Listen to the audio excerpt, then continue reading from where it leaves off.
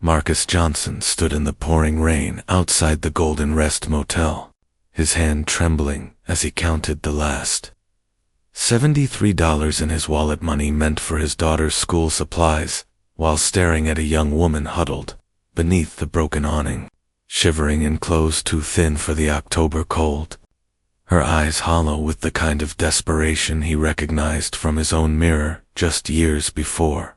And in that moment, every responsible voice in his head screamed to walk away, to think of 7-year-old Amara waiting at home, to remember the overdue electric bill and the empty fridge, but something deeper, something his late wife Sarah used to call the pull of purpose, made him approach the motel clerk and say words that would change both their lives forever.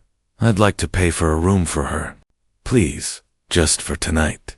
The story began 3 hours earlier, when Marcus had left the offices of Meridian Architecture Group, where he'd worked as a junior draftsman for 6 years, his portfolio tucked under his arm, hope flickering despite the 4th rejection for senior designer that month, his boss, Mr. Peterson, barely looking up as he delivered the news that the promotion was going to someone with more refined credentials. Words that stung not because Marcus didn't have the degree he'd finished it online while raising Amara alone after Sarah's sudden passing from an aneurysm, but because he knew his work was exceptional, knew that the skyline model he'd drafted for the downtown renovation had been the blueprint they'd actually used, just with someone else's name on the final presentation. He'd taken the bus home, watching the city lights blur into streams of gold and white, thinking about Amara's upcoming parent-teacher conference where Mrs. Chen would probably mention again how bright his daughter was, how she asked questions that went beyond 2nd grade, how she drew buildings and bridges during free time, architect dreams already flowing through her 7-year-old veins, and the thought made him smile despite everything because she was his North Star, his reason for every early morning and late night, every sacrifice that left him exhausted but purposeful. At home, their small 2-bedroom apartment in the Cedar Heights complex smelled like the cinnamon candles Amara loved, and she rushed to him with a drawing of a house that seemed to float on clouds, her gap-toothed smile so much like Sarah's that his heart clenched, and she said, "Daddy, I designed a house where sad people can go to feel happy again, see? It has windows that show you good memories," and he'd held her close, thinking how this child, who'd lost her mother at 4, still believed in magic and healing, still saw the world as a place where architecture could solve loneliness. Later that evening, after tucking Amara in with her favorite story about a princess who built bridges instead of waiting in towers, Marcus had gone to the corner store for bread and milk, the essentials, budgeting every dollar like a chess move, when he'd seen the young woman couldn't have been more than 24 or 25, sitting outside with a cardboard sign that read homeless, hungry, trying, and what struck him wasn't just her situation, but her eyes, red-rimmed but fierce, ashamed but unbroken, the look of someone fighting to survive while their dignity slowly crumbled. He'd bought his groceries, walked past her, made it half a block before Sarah's voice echoed in his memory from a night 5 years ago, when they'd given their last $20 to a stranded family at a gas station, her hand in his, as she said, "Marcus, we don't help people because we have extra. We help because we understand that extra is a luxury, and humanity is a necessity." And he'd turned around, gone back, and asked the young woman, "When's the last time you had a real meal and a safe place to sleep?" Her name was Maya Thornton, and she'd told him through chattering teeth in the diner booth where he'd bought her soup and a sandwich, watching her eat slowly, deliberately, like someone who'd learned hunger makes you savor differently, that she'd been living in her car until it got towed 2 weeks ago, that she'd graduated with a business degree, but her foster care background meant no family safety net when her startup job fell through, that she'd been sleeping in shelters and doorways, applying to jobs from library computers, trying to maintain some thread of the future she'd imagined. Marcus had listened, really listened, seeing not a stranger, but a reflection of how close any of us walk to the edge. How 3 bad months after Sarah's death had nearly put him in Amara on the street. Before his sister loaned them money he was still paying back. And he'd made a decision that was financially foolish and spiritually necessary. He went to the Golden Rest Motel, paid $73 for one night in room 14, handed Maya the key, and said, "Tomorrow's a new day, and everyone deserves a chance to face it clean and rested, no strings. No expectations, just one human helping another, okay?" The gratitude in her eyes was so overwhelming she couldn't speak, just nodded, tears streaming down her face as she clutched that key like a lifeline. And Marcus had walked the 2 miles home in the rain because he'd used his bus money, feeling not regret but a strange peace, the kind that comes from knowing you've done something right, even if the math is wrong. The next morning, Marcus dressed in his best shirt, the navy one Sarah had bought him for their anniversary, pressed carefully, because today was the announcement of the new regional director at Meridian, and while he wasn't expecting the promotion, showing up polished was about teaching Amara through his actions that you meet life looking your best even when it doesn't return the favor. He dropped her at school, watched her run to her friends, her backpack bouncing, her laughter carrying back to him like music, and he thought about the $73, about how he'd have to pick up extra hours somehow, but pushing the worry down because worry without action is just noise, and he'd figure it out like he always did. At the office, there was an unusual energy. People gathered in clusters whispering, and his colleague James mentioned that the new regional director was starting today. Someone brought in from the corporate level to revolutionize the division, and Marcus had nodded, moved to his drafting table, and began working on a community center design he was doing on his own time, a project for the Cedar Heights neighborhood that he hoped might bring resources to the area. At 10 o'clock, Mr. Peterson called everyone to the main conference room, his voice carrying that performative enthusiasm of someone managing up, and the staff gathered, Marcus standing in the back, as Peterson announced, "Please welcome our new Regional Director of Design Innovation, who comes to us with an incredible track record of transformative leadership, Ms. Maya Thornton." The room applauded as a woman walked in, and Marcus felt the floor tilt, because there, in an impeccably tailored charcoal suit, hairstyled, presence commanding, was the same young woman he'd given a motel room to 12 hours ago. But this Maya wasn't broken or desperate. She was powerful, composed, radiating the kind of authority that makes rooms go silent. And her eyes swept the gathered employees until they landed on him, and for one fraction of a second, he saw shock, recognition, and something deeper flicker across her face before the professional mask returned. She spoke about vision, about inclusive design, about finding talent in unexpected places, her voice strong and clear, every word landing with purpose. And Marcus stood there processing the impossible. The homeless woman was his new boss, which meant either last night was a test, a bizarre coincidence, or something he couldn't yet understand, and the uncertainty made his pulse race, with both anxiety and something else. Something like the feeling of standing on the edge of a cliff, unsure if you're about to fall or fly.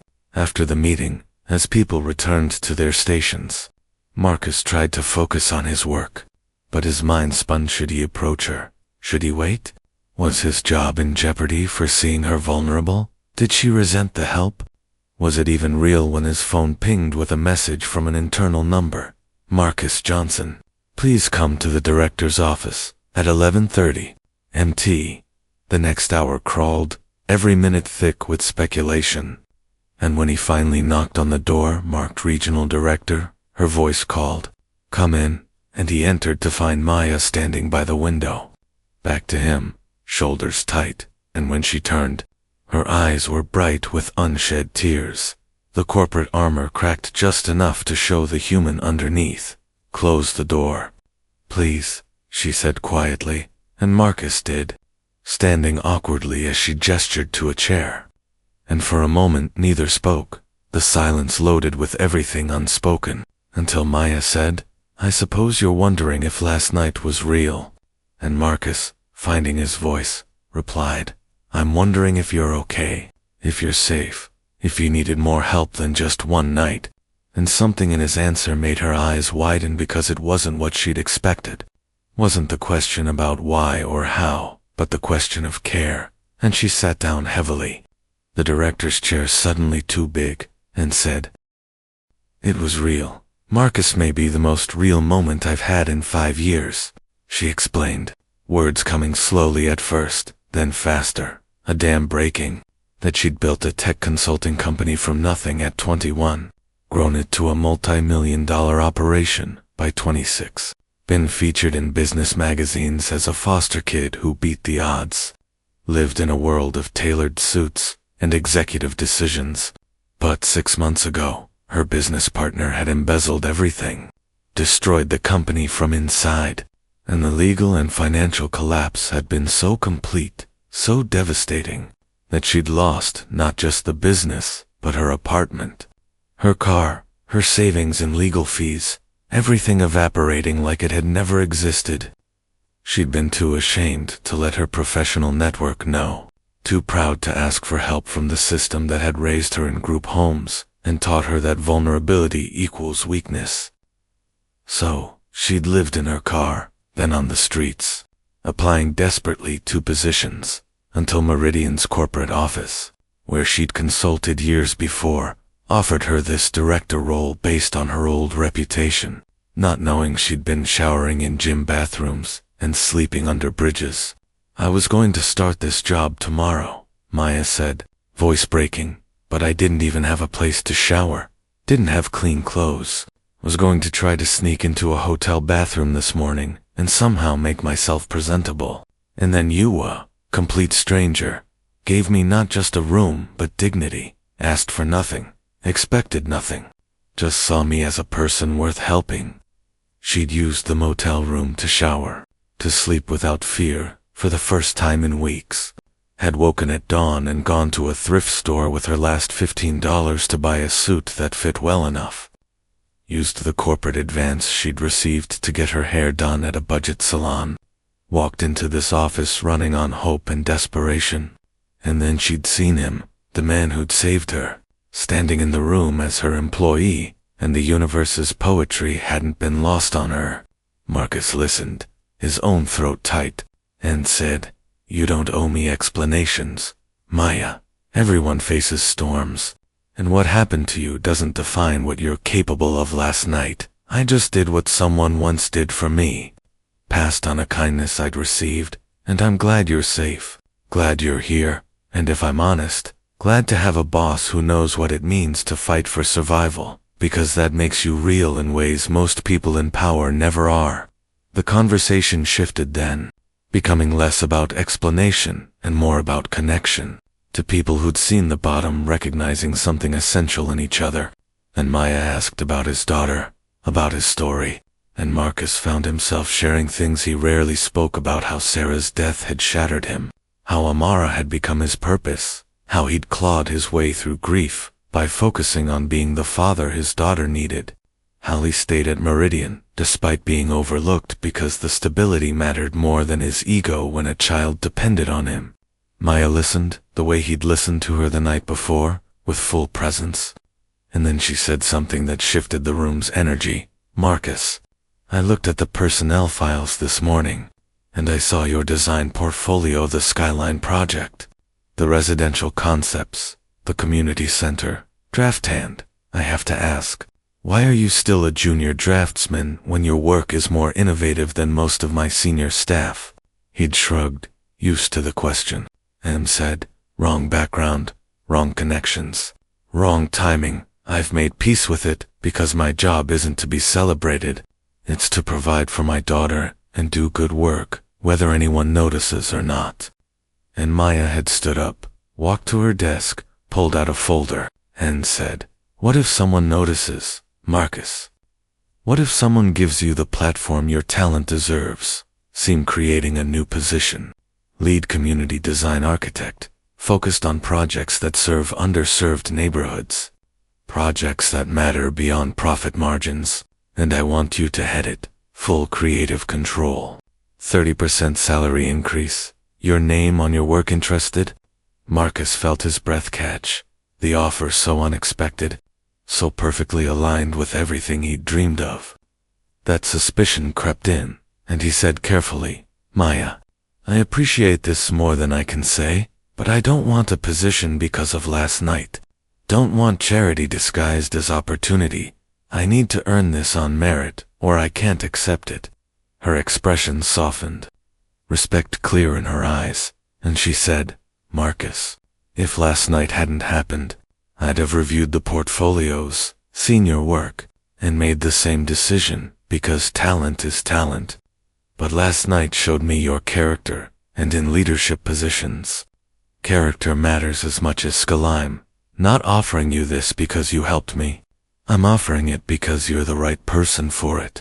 And the fact that you questioned whether you deserved it just confirms you're exactly who I need. So I'll ask again. Interested? The yes came from somewhere deep in his chest, a word carrying years of deferred dreams, of late nights sketching buildings that might heal communities, of hoping someone would see past credentials to capacity. And when he said it, Maya smiled, really smiled, the corporate mask fully dropping to reveal the young woman from last night, grateful and genuine. And she extended her hand for a handshake that felt less like boss employee and more like two survivors recognizing they'd found an ally.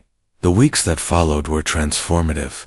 Marcus stepping into the new role with a hunger he'd kept leashed for years, designing a community center for Cedar Heights that incorporated input from actual residents, creating spaces that addressed real needs, childcare areas, computer labs, mental health offices disguised as wellness lounges to reduce stigma, rooftop gardens for urban agriculture, and Maya championed every innovative idea, fought for budget, pushed back against corporate resistance, her leadership style fierce and protective, especially of projects that served marginalized communities. They worked closely, late evenings reviewing designs, Marcus sometimes bringing Amara when childcare fell through, and Maya would sit with his daughter, looking at her drawings, asking questions that made the 7-year-old beam with importance, and Marcus would watch them, seeing Maya's hidden softness, the way she lit up around Amara like someone starved for family connection, and he understood that her homelessness had been circumstantial, but her loneliness was older, deeper, a lifetime of foster care, leaving her rich in resilience, but poor in belonging. One evening, Amara had looked up from her drawing and asked Maya, "Do you have a family?" And the question, so innocent, had made Maya's face do something complicated, and she'd answered softly, "Not in the traditional way, sweetheart, but I'm learning that family can be people who choose to care about you, not just people who share your blood." And Amara, with the wisdom children sometimes access, had said, "Then you can be in our family if you want. We have room, right, Daddy?" And Marcus, throat tight, had nodded, saying, "Always room for good people, baby girl, always." And Maya had excused herself to the bathroom, returning 10 minutes later with red eyes and a quiet thank you that carried the weight of years. The community center project became more than professional success. It became a shared mission. Marcus pouring his architectural skills into creating beauty and function for people like his neighbors, like himself. And Maya, using her position to prove that corporate success and social responsibility weren't mutually exclusive. And together, they built something that began attracting attention, local news coverage, architecture blogs, even interest from city council about replicating the model in other neighborhoods. During one late-night work session, Maya had shared more of her story. The group homes that taught her to trust no one, the foster families that had been placements rather than homes, the way she'd built her first business partly to prove she was worth something, that a throwaway kid could matter, and how its destruction had felt like confirmation of every ugly thing she'd believed about herself, every whisper that she was temporary, disposable, unworthy of stability. Marcus had listened, then shared his own demons. The guilt of not being enough to keep Sarah alive, even though logically he knew aneurysms weren't preventable. The fear that he was failing Amara by not giving her more. The exhaustion of being strong every moment because single parents don't get the luxury of falling apart. And in that exchange of vulnerabilities, something shifted between them. A friendship deepening into the kind of bond that transcends context, the kind built in trenches and truth. The community center broke ground on a cold December morning. Marcus and Maya standing with residents and city officials. Amara beside her father wearing a little hard hat that made her look impossibly precious. And when Marcus gave his speech about architecture as service, about designing spaces that honored the people who'd inhabit them, his voice carried conviction that moved several attendees to tears, and Maya, watching from the side, felt something she'd never felt watching business pitches or profit reports. She felt pride, not in achievement, but in purpose, in using her second chance to lift someone else up, in being part of creation that mattered beyond herself. After the ceremony, Amara had tugged Maya's sleeve and whispered, "I made you something," producing a drawing of 3 people, tall man, a young woman, and a small girl, standing in front of a building shaped like a heart, and across the top, in careful 7-year-old handwriting, "Our family," and Maya had knelt down, hugged this child who'd somehow decided she was worth loving, and whispered, "This is the most beautiful thing anyone's ever given me. Thank you, Amara." And the girl had hugged her back fiercely, saying, "You're not alone anymore, okay? You have us now." And Marcus, watching them, felt his heart expand with a hope he'd thought died with Sarah. Not romantic hope, necessarily, but something equally profound, the hope that healing is possible, that families can be built from choice and care, that loneliness doesn't have to be permanent.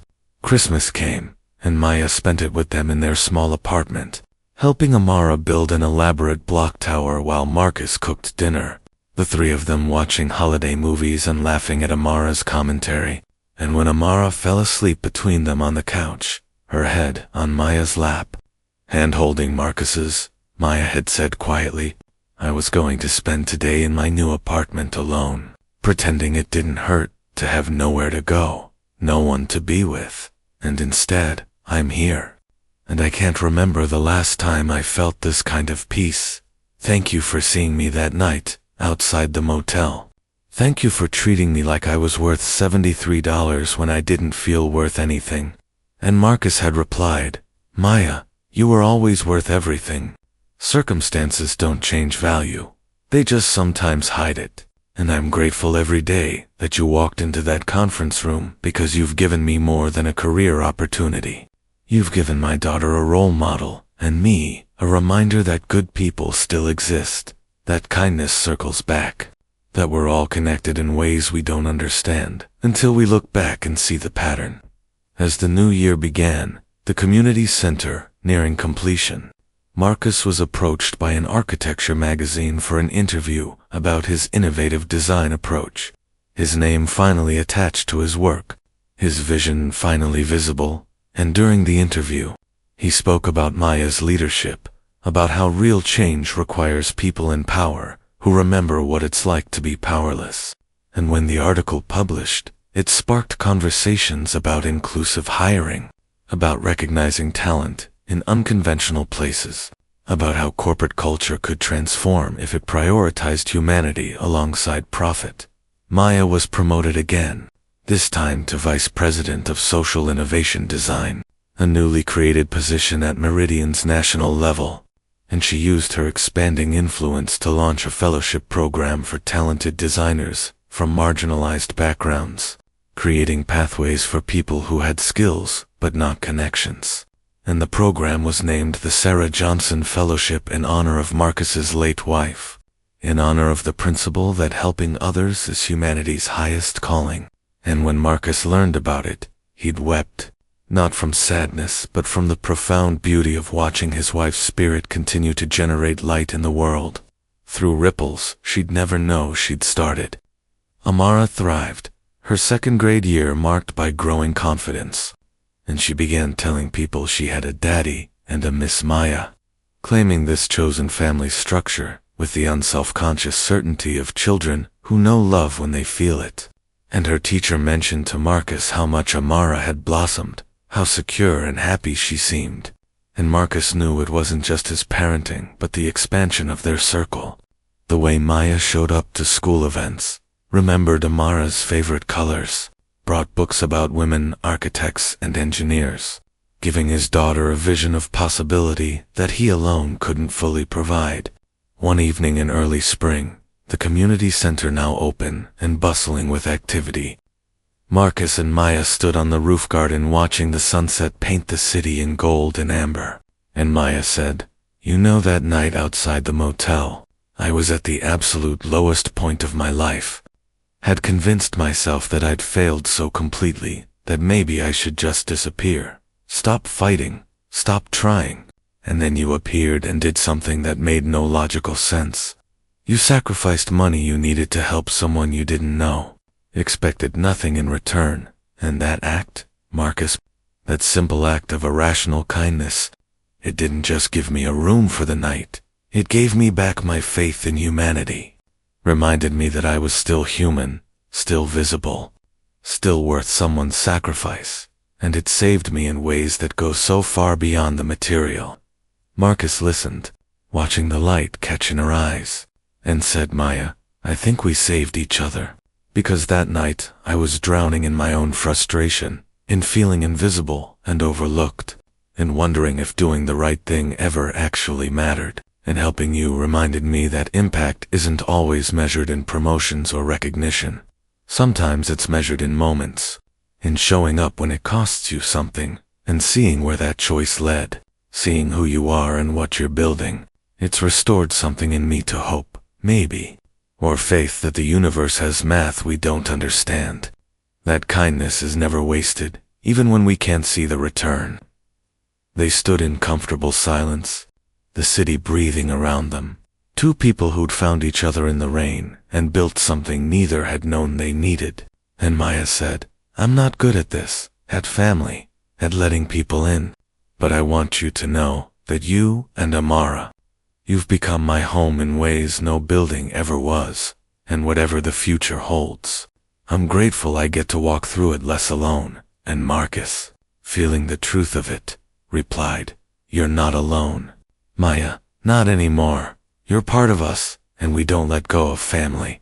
We just keep making room." And in that moment, on a rooftop garden in a community center built on shared dreams, two survivors stood together, watching the light change, knowing that sometimes the people we help end up helping us, that sometimes the strangers we meet are actually family we haven't recognized yet, that sometimes $73 and a moment of compassion can change the trajectory of multiple lives, and that the measure of a person isn't found in their worst moment or their best achievement, but in the consistent choice to see others' humanity and respond with their own. 3 months later, at the community center's award ceremony, recognizing its innovative design and social impact, Marcus stood at the podium with Maya and Amara beside him, and he concluded his speech by saying, "This building represents a simple truth, that we are not meant to walk through life alone, that our struggles connect us rather than divide us, that helping someone else is never a detour from our path, but often the most direct route to our purpose, and that family isn't always biology. Sometimes it's choice. Sometimes it's showing up in the rain with your last $73 and trusting that love is always the best investment." And as the audience applauded, Amara grabbed both their hands, linking the three of them together. And Maya looked at Marcus with eyes that said thank you, and I'm home, and we made it all at once. And he squeezed back, thinking of Sarah, knowing somehow she could see this, could see that he'd honored her legacy by living her values, by teaching their daughter that kindness is never weakness, that seeing people, really seeing them is a superpower, and that sometimes the person you help on your worst day becomes the catalyst for your best life. And the moral that echoed in his heart, the truth he'd carry forward and teach Amara and share with anyone who'd listen, was this: In a world that constantly measures worth by wealth, status, and success, the most valuable currency remains our capacity to recognize another person's struggle and respond not with judgment, but with compassion, not with pity, but with dignity, not with what we can spare, but with what we can sacrifice. Because we are all one bad season away from needing grace, all one tragedy from needing rescue, and the hands we extend in others' darkness are the same hands that will catch us when we fall. The love we give when it costs us something is the love that comes back multiplied in ways we cannot predict. And every person we meet carries a story we don't know, a battle we can't see, and a value that exists independent of circumstance. So we must choose again and again to be the person who stops in the rain, who gives the last dollars, who sees the human beneath the struggle, because that choice, that single choice to help when it's inconvenient, that is the architecture of a life well lived. That is how we build not just buildings but communities, not just careers but legacies, not just families but hope. And in the end, when all the awards are forgotten and the structures crumble, what remains is the simple, profound truth that we were here. We saw each other, we helped each other, and we loved each other home.